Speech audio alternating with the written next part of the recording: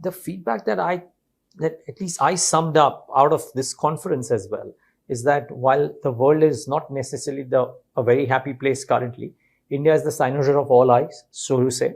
One market which is probably growing amongst the larger markets the fastest, and therefore the activity levels relative to the world could still be heightened in India. You reckon that could be the case or no? Yes. So the way at least we would look at India is the activity levels will remain interesting and robust. That's one.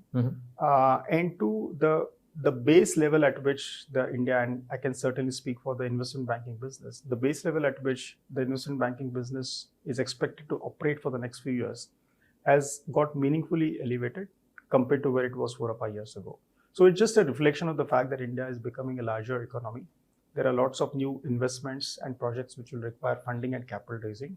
Number of companies which will require solutions in terms of what they're looking at. And that will by and large support a pretty robust M&A activity because of that. So I would say business in any event has meaningfully increased compared to where it was 4 or 5 years ago. But there's no reason for us to believe that this elevated level will come down. I think it will remain at a pretty sustained level in the medium term. Also, what areas are seeing these heightened levels? Because, I mean, logically speaking, if the government is doing a bunch of spending on areas which are hitherto not there or kind of there, but defense, for example, is a big B2G driver. The PLI schemes are becoming very, very front and center, and people want to acquire small niche areas to larger acquisitions as well.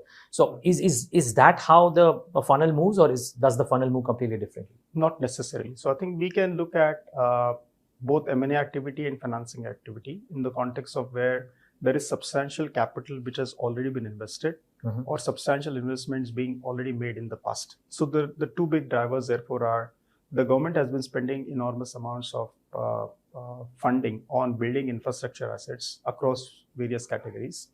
And the government's desire and intent to do more is there rather than less. And therefore, the government will look to recycle. So I think what you will therefore see is a series of transactions that will come because of governments need to continue investing in infrastructure for which they will need to free up the existing capital that they've deployed in the last 5 years. The second thing is if you look at private equity, which is one of the most important investments that they have made in the last 4 or 5 years, the scale and the scope of that private equity investment has multiplied many times.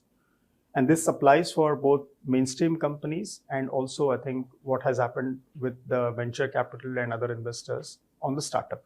So with all of that capital which has been deployed in the last 5 years, most of these investors have a finite life for their funds and they will look to monetize or exit. So that will give the second big leg of M&A and financing transactions where existing investments which have been made 2, 3, 4, 5 years ago will look to exit and return some or all of the capital to their ultimate unit holders or fund holders. Interesting. And I think the third part is there are a number of new industries being created on the energy transition space, whether it is renewables, electric vehicles, battery manufacturing, high-tech manufacturing as we call it.